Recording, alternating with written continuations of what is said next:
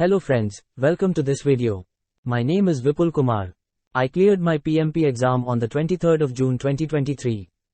I am going to share a few tips and tricks on how to solve scenario-based tricky questions for the latest PMP exam. The latest PMP exam contains multiple selections, multiple choices, drag and drop, fill in the blanks, agile, hybrid, iterative, incremental, and waterfall questions.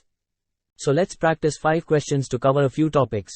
Please let me know your score through the comments section. If you solve all 5 correct answers, that will be excellent. If your score is 4 out of 5, it is good. However, if your score will be less than 4 correct answers, I would suggest you to practice more questions from UDEMY and other platforms. So, let's start and solve these questions. Let's begin to solve the first question. Guys, feel free to pause the video for a minute and solve the question. Okay, so this question says that during the project's execution process, the new project manager joins the incremental life cycle project. That means the project work is already happening and a new project manager has joined the project in the middle of the project. The second line says that the new project manager notices that there are several opportunities to influence the governance board for the project. This clearly states that the new project manager has recently noticed that there are several opportunities to influence the governance board for the project.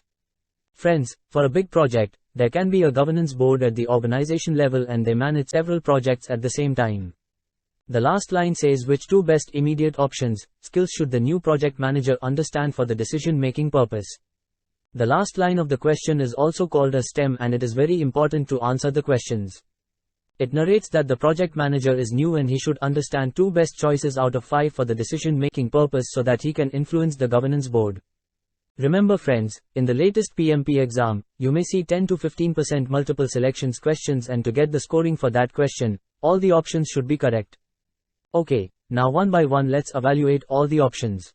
Option A suggests that the new project manager should understand emotional intelligence. It is a good option, however, it is not the best option as emotional intelligence is mainly utilized to identify, assess, and manage the personal emotions of oneself and other people, as well as the collective emotions of groups of people, so this is not the best option. Options B and C refers to analyzing all the available information and account for risks. These are the best options as the new project manager should understand these 2 points as these are the guidelines for decision-making purpose, and after understanding it he should influence the governance board. Let's park these 2 options and come back after evaluating options D and E. Okay, let's understand option D. It talks about understanding leadership skills, whereas leadership skills are mainly useful for leading a team and inspiring them to do their jobs well instead of influencing the governance board. And the last option is to understand the negotiation. This option is mainly utilized to influence the stakeholders, functional managers to acquire projects resources and other project management related aspects, so this option is not the best one. So, friends, coming back to options B and C, these are the 2 best options in this situation as these are the guidelines for the decision-making purpose. So, those who selected options B and C, congratulations. For others, we have more questions to solve. So, let's move forward to our next question.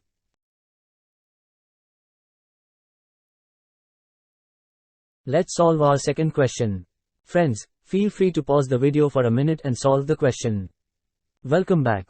Let's understand the question. The question states that for an ongoing hybrid lifecycle project, the project manager analyzes the project's cost performance index as 0.93 and its schedule performance index as 1.08. This line states that it is an ongoing hybrid lifecycle project and as per the project manager analysis, the cost performance index is 0.93, which means the project is spending more money than its planned money, and the schedule performance index is 1.08, which means the project's schedule is under control. The second line states that based on this information, what is the status of the project's cost and schedule? So, the second line asks us to choose the 2 best options out of the below given options. The first best option to select is the project performance index status and the second best option is to select the schedule performance index status. Let's look at option A. It states that the project is over budget, which means the cost of the project is less than 1.0, so this is a good option. Let's move to option B. It states that the project is on schedule, but it is not the best option as the schedule performance index is 1.08 and for the project to be on schedule, the schedule performance index should be 1.0. So, this is not the best option. Let's move to option C. It states that the project is under budget. Whereas if the project cost is more than 1.0, it should be under budget. So, this is not the best option as the question states that the cost performance index is 0.93. Let's evaluate option D. It states that the project is ahead of schedule. In the question scenario, the schedule performance index is 1.08, which means the project team has performed their work on time, so it is an excellent option. However, let's park this option and evaluate option A first. As per option A, the project is behind schedule and it is exactly opposite to option D. This option states that the project work is behind schedule and it is only possible if the project team has not performed its work on time, so this option does not apply to this scenario. Let's move back to options A and D. These two options are correct as the project's cost performance index is less than 1.0 and the project's schedule performance index is more than 1.0. So, those who selected options A and D, congratulations to you all. Let's move forward to our next question. Friends, I would like to suggest you check this course on Udemy. It has a very high rating and excellent feedback from the PMP aspirants. This practice exam contains a variety of practice questions for your PMP exam journey. Let's solve our next question. Friends, feel free to pause the video for a minute and solve the question. Welcome back. Let's understand the question. This question states that for an ongoing project, the Change Control Board has approved the change request to improve the quality of the deliverable processes. So, the first line states that the project is ongoing, which means that the project is in executing or in the monitoring and controlling processes, and the Change Control Board has recently approved the change request to improve the quality of the deliverables processes for this project. The second line asks us what should be used by the quality team to confirm the implementation of this approved change request. So, the second line asks us to know how the quality team can confirm the implementation of this approved change request. Let's look at option A. It states that the quality team can use the control charts, whereas the control charts are useful to determine whether the process is stable or has predictable performance instead of identifying the source of defects. So, this option is not the best option to select for this question. Option B suggests that the quality team can use the inspection process to validate the implementation of the approved change request. It is a good option.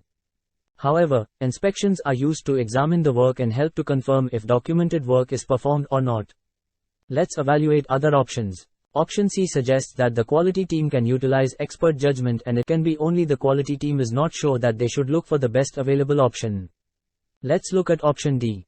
It is the best option as the quality audits can help to confirm the implementation of the approved change requests for the projects. So, in this scenario, options A, B, and C are not the best options. Those who selected option D, congratulations to you all. Let's move forward to our next question. Friends, let's solve our next question. Feel free to pause the video for a minute and solve the question. Welcome back. Let's understand this question. This question states that for an agile-based lifecycle project, a project team is conducting its fourth retrospective. So, the first line states that it is an ongoing agile project and the project team is performing its fourth retrospective meeting. The second line says that during the retrospective, one of the team members identifies that one of the earlier identified issues has become a major risk, and it requires management reserve. So, the second line contains the problem statement that the earlier identified issues have become a major risk, and to resolve this risk, the project team requires the management reserve. And the last line says what should the project manager do to resolve this situation for the team. So, this line is looking for an action from the agile project manager to address this situation for the project team. Let's look at option A. It states that the project manager should inform the team member to update the lessons learned register and assumption log and monitor the situation, and it is not the best option as only by updating the lessons learned register, assumption log, and monitoring it, this situation would not be resolved. Let's evaluate option B. It says that the project manager should assist the team to document the information in the risk register, perform the probability and impact analysis, assign a risk owner, and create the mitigation plan. It is a very good option as it contains an action or a proactive approach, and the PMP exam questions looks for such approaches. Remember friends, in the main exam you may need to select 5 to 6 proactive answers as the PMI expects the project manager to be proactive. Let's evaluate other options. Option C is a reactive approach as directly approaching the project sponsor for the management reserve is not a good project management practice, so this option does not apply to this scenario. The last option states that the project manager should assist the team in documenting the information in the risk register, assign a risk owner, and create the mitigation plan. However, in this option, probability and impact analysis is not covered, so this is the second best option for this question. So, in this question, we should apply the elimination technique as we have options B and D as good options. Let's assign the weightage to both options. as option B covers all the aspects of option D along with the probability and impact analysis, so the correct answer for this question. Those who selected option B, congratulations to you all. Let's move forward to our next question. Friends, let's solve our last question. Feel free to pause the video for a minute and solve the question. Welcome back. Let's understand this question. This question states that for an ongoing hybrid lifecycle project, the project manager is performing the deliverable inspection process with a few stakeholders. So, the first line states that it is an ongoing hybrid project and the project manager is performing the deliverable inspection process so that the deliverable can be accepted or rejected. The second line states that during the inspection process, one of the unidentified stakeholders flags an alert that the deliverable does not meet their business objective. So, the second line contains the problem statement that there is one unidentified stakeholder who has alerted that the deliverable does not meet their business objective. And the last line states what should the project manager do next to address this situation. So, this line is looking for action from the project manager to address this situation. Let's look at option A. It states that the project manager should perform the business objective review analysis and involve the change control board. It is a good option as the situation alerts that the business objective does not meet. We will come back to this option. Let's evaluate option B. It says that the project manager should conduct the stakeholder identification process and organize the session deliverables business objectives. It is an excellent option as the question points out the concern is raised by the unidentified stakeholder. Therefore, the stakeholder analysis should be conducted and he should conduct the deliverables business objectives session to understand the stakeholder's viewpoint. Let's park this option as we should to evaluate other options. Option C states that the project manager should refer to the risk register and inform the risk owner to resolve it. However, this option does not apply to this scenario as the risk register cannot be referred to here as this risk was not identified before. So, this option can be ruled out for this scenario. Let's look at option D. It states that the project manager should flag this situation to the project sponsor and request to reassess all the business documents. This option is not relevant to this situation. So, we have two best options for this question. Option A and option B.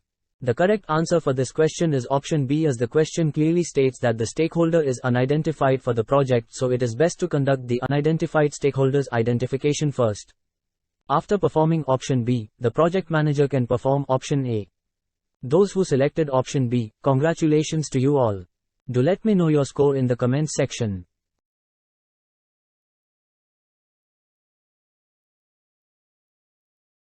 Friends, let me recommend you another great course that helped me to pass the exam.